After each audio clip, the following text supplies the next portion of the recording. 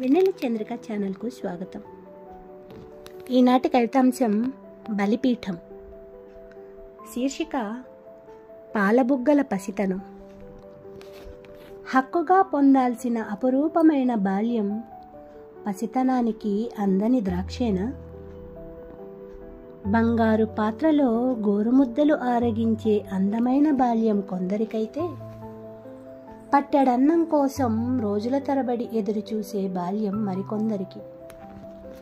బ్రహ్మరాతలో ఎందుకీ అపశృతులు, ఎందుకీ సవ్యాపసవ్యాలు, తారతమ్యాలు? అమ్మ ఒడిలో నిశ్చింతగా నిదురించాల్సిన పసితనం నిద్దుర కరవై చెత్త కుండీలను చేరుతున్న వైనం.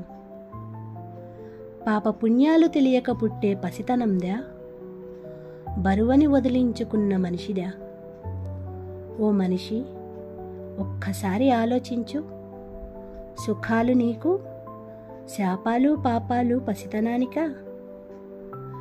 తిండి లేక, కాయముపై పీలిక లేక, నాన్నవారు లేక, భూగోళంలో భయం భయంగా బ్రతుకును ఈడుస్తూ, మానవ ప్రపంచంలో మనుషులే ముసుగులేసుకున్న మృగాలవుతుంటే చేరదీసేవారెవరో, చర్మానికే వెలగట్టేవారెవరో, చారుడు మెతుకులు పెట్టడానికే చావిట్లో నిలబెట్టేవారెవరో, అచ్చంగా అమ్మలా అక్కున చేర్చుకునే ప్రేమ కోసం ఆశగా పాకులాడే పసివారెందరో, కాలే కడుపుకి ఆకలి కేకలు ఆర్తనాదాలుగా మారుతుంటే పట్టెడన్నం కోసం బలి పశువులవుతున్న బాలలెందరో.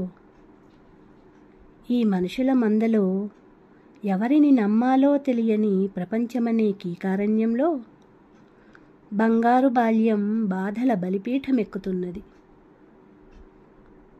సమాప్తం. నా ఈ కవిత మీకు నచ్చినట్లయితే please like, share, comment and subscribe. Thank you.